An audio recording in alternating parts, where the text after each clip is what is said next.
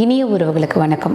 நிறைய தடவை எல்லாரும் பார்த்தீங்கன்னா பாதாம் பருப்பு காலையில் சாப்பிடுங்க, சக்கரை வியாதியிலேருந்து வெளியே வரணுமா காலையில் ஒரு 35 பாதாம் பருப்பு சாப்பிடுங்க. இதை நாங்களே எங்களோட மருத்துவமனையில் நிறைய பேருக்கு ரெக்கமெண்ட் பண்ணுவோம். நைட்டு ஒரு 35 பாதாம் பருப்பு 15 உலர்ந்த திராட்சையை ஊற வச்சுக்கோங்க. காலையில் மிக்சியில் போட்டு அரைச்சி நீங்கள் ஒரு 7:30 மணிக்குள்ளே இந்த ஜூஸை குடிங்க அப்படின்னு சொல்லி நிறைய பேஷண்ட்டுக்கு, கார்டியாக் பேஷண்ட், முட்டு வலி, ருமட்டாய்டு ஆர்த்தரைட்டிஸ், டயபெட்டிக் பேஷண்ட்டுக்குலாம் இதை நாங்கள் அட்வைஸ் பண்ணுறோம். ஆனால் நிறைய பேர் என்ன சொல்லுவாங்க, நீங்கள் பாதாம் பருப்பு, பிஸ்தா பருப்பு நீங்கள் எழுதி கொடுக்குறீங்க டயட், இதை விட ஒரு கம்மி விலையில் இதே சத்துள்ள ஒரு உணவுகள் இல்லையா அப்படின்னு கேட்பாங்க. கட்டாயம் பாதாம் பருப்பை விட மிக அதிகமான சத்துள்ளது, ஆனால் மிக குறைவான விலையில் உள்ள சில உணவுகளை நான் உங்களுக்கு சொல்கிறேன். பாதாம் பருப்போட பயன்கள், அதோட மெடிக்கல் பெனிஃபிட்ஸ் யார் பேசுறது யூடியூப்பில் போட்டாலும் ஃபர்ஸ்ட் எடுத்தோன்னா ஹை ப்ரோட்டீன்.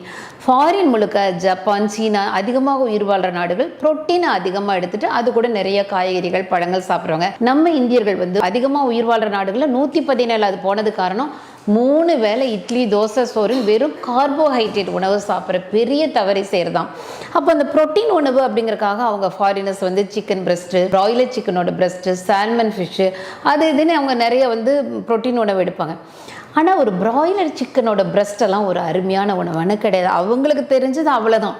ஆனால் நம்மளுடைய இந்தியர்கள், தமிழர்கள் மரபில் தொலைத்து போன நம்மளுடைய அருமையான மரபு சார்ந்த உணவு பாதாம் பருப்போட ரொம்ப அதிகமான ப்ரோட்டீன், அதிகமான சத்து, ஆனால் விலை ரொம்ப கம்மிங்கிறது. முதல் நம்பர் 1 நம்ம ஊர் வேர்க்கடலை, நிலக்கடலை.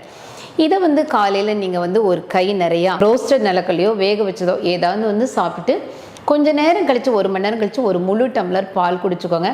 நல்லா கவனிங்க, நம்மளுடைய மகாத்மா காந்தி அத்தனை வருஷம் அழகாக நடந்துட்டு ஓடி ஆடி அத்தனை செஞ்சுட்டு அவ்வளோ ஆரோக்கியமாக இருந்ததுக்கு வேர்க்கடலையும் ஆட்டுப்பாலும் சாப்பிட்றத அவர் ஒரு பழக்கமாக வச்சுருந்தார். நான் சொல்ல போகிற உணவுகள்லாம் காலையில் மட்டும்தான் சாப்பிடணும். ஏன்னா இதெல்லாம் ராஜ உணவுகள், ஹை ப்ரோட்டீன் ஃபுட்டை நைட்டு சாப்பிடவே கூடாது. சரி, நம்பர் 2 கிட்னி பீன்ஸ். இதுவும் அந்த மாதிரி தான், நல்லா ஹை ஃபைபர் உள்ளது, நிறைய ப்ரோட்டீன் உள்ளது, எலும்புகளுக்கு ரொம்ப உறுதி கொடுக்கறது, முட்டு வலியெல்லாம் குணப்படுத்தக்கூடியது, சர்க்கரை வியாதியை வெகுவாக குறைக்கக்கூடியது.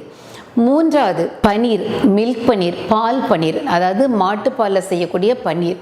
நீங்கள் இதில் நீங்கள் போலியான பன்னீரை வாங்கி ஏமாந்துடாதீங்க. நம்மளுடைய தமிழ்நாடு ஆவினில் கூட வாங்குங்க. இல்லை நிஜமாக உங்களுக்கே மாட்டுப்பாலில் பன்னீர் செய்ய முடிஞ்சால் செய்யுங்க. நமக்கு ஈஸியாக கிடைக்கக்கூடியது ஆவின் பன்னீர் நமக்கு எல்லா ஆவின் பூத்துலேயும் கிடைக்கும். இதுவும் அப்படி தான், அதிகமான ப்ரோட்டீன் உள்ள குறைவான விலையுள்ள ஒரு உணவு. 4வது இடத்துல இருக்கக்கூடியது நம்ம ஒரு கருப்பு சுண்டல், பிளாக் சன்னா அப்படின்னு சொல்லுவாங்க. நல்ல ப்ரோட்டீன், அழகாக வேக வச்சு தாளித்து காலையில் நீங்கள் பீச் சுண்டலா, வேக வச்ச சுண்டலா, மசாலா சுண்டலா, இல்லை நீங்கள் அது கூட கேரட் பீன்ஸ் எல்லாம் போட்டு அந்த மாதிரி சுண்டலை விதவிதமாக சாப்பிடலாம். கிட்னி பீன்ஸை நான் முதல்ல சொன்னேன்ல, நம்பர் 2 கிட்னி பீன்ஸ், இதையும் அப்படி தான் நல்லா டேஸ்ட்டாக வேக வச்சு தாளித்து சில சமயம் பீச் சுண்டல் மாதிரி, மசாலா சுண்டல் மாதிரி ருசியாக கொடுத்து பழங்க. அது ரொம்ப முக்கியமான ஒரு விஷயம். 5வது இடத்துல இருக்கக்கூடியது சோயா பன்னீர். அது ரொம்ப ரொம்ப நல்லதுங்க. நம்ம பன்னீர் உங்களுக்கு நல்லா ஒரிஜினலாக கிடைக்கலன்னா சோயா பன்னீர் வாங்கிக்கோங்க. அவ்வளோ அருமையான விஷயம், ரொம்ப சுலபமான குறைந்த விலைக்கு கிடைக்கக்கூடியது. அதை நம்ம கட் பண்ணி சிக்கன் குழம்பு மாதிரி வைக்கலாம். இல்லை நீங்கள் கடாய் பன்னீர் சொல்லலாம். இந்த பன்னீர் கூட நீங்கள் கேரட், பீன்ஸ் எல்லாம் போட்டு நல்ல ஒரு மிக்ஸ் வெஜிடபிள் மாதிரி பண்ணலாம். இது ஒரு அருமையான விஷயம். அதுக்கு அடுத்தது 6, 7, 8வது இடத்துல இருக்கக்கூடியது நம்ம ஊர் ராகி, கம்பு, கருப்பரிசி. ஸோ இந்த உணவுகளை நீங்கள் மாறி மாறி ராகி கூழா, ராகி சேமியாவாக சாப்பிடுங்க, கம்பங்கூழா சாப்பிடுங்க, கம்பு தோசையாக சாப்பிடுங்க, கருப்பரிசியில் கஞ்சி வச்சு சாப்பிடுங்க.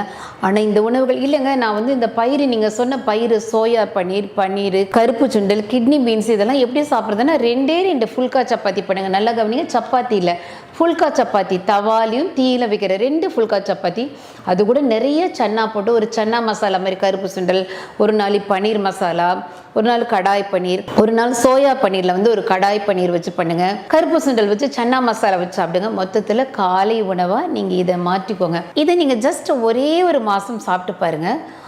என்ன முட்டு வலி இவ்வளோ குறைஞ்சிச்சு, என்ன சர்க்கரைக்கு மாத்திரையை டாக்டர் பாதி கம்மி பண்ண சொல்லிட்டாங்க, இன்சுலினை பாதி போட சொல்லிட்டாங்கன்னு வியந்து போகிற அளவுக்கு ஒரு மாற்றங்கள் வரும். ஆனால் திரும்ப சொல்கிறேன், இந்த உணவை எக்காரணம் கொண்டும் இரவு நேரத்தில் சாப்பிடக்கூடாது. ஹை ப்ரோட்டீன் ஃபுட்டும் ராஜ உணவுகளை இரவு நேரத்தில் சாப்பிடக்கூடாது, காலை நேரத்தில் மட்டுமே சாப்பிடணுங்கிறத மனசில் வச்சுக்கோங்க. ஸோ நம்ம தமிழர் நம்ம தொலைந்து போன, மறந்து போன மரபு உணவுகள்ங்கிறது வெளிநாட்டவர்களுடைய உணவை விட பல மடங்கு அற்புதமானது. இதை ட்ரை பண்ணி பாருங்க. கிட்னி பாதிக்கப்பட்டு டயாலிசிஸ் பண்ணுற பேஷண்ட் இந்த உணவுகளை, பயிர் வகைகளை சாப்பிடக்கூடாது. ஹை ப்ரோட்டீன் ஃபுட் நீங்கள் சாப்பிடக்கூடாது. எங்களுடைய ஹாஸ்பிட்டலில் பல வருஷம் மருந்து சாப்பிட்றவங்க எல்லாருமே டக்குன்னு மாத்திரை நிறுத்திட்டு ஆப்ரேஷன் பண்ணாமல் தொடர் மாத்திரைகள் சாப்பிடாம அவங்க வியாதியிலேருந்து, பெரிய பெரிய வியாதிகள்லேருந்து வெளிவர அதிசயங்கள் நடக்கும். அதுக்கு உணவு பழக்கங்கள் அப்படிங்கிறது ஒரு மிகப்பெரிய காரணங்கிறது புரிஞ்சுக்கோங்க. ஸோ பாதாம் பிஸ்தா பருப்புகளை விட பல மடங்கு விலை கம்மியானது, பல மடங்கு சத்துக்கள் அதிகமானது. இதை நான் உங்களுக்கு லிஸ்ட் பண்ணி காமிச்சிருக்கேன் பாருங்கள். அடுத்த வீடியோவில் உங்களை சந்திக்கிறேன். நன்றி, வணக்கம்.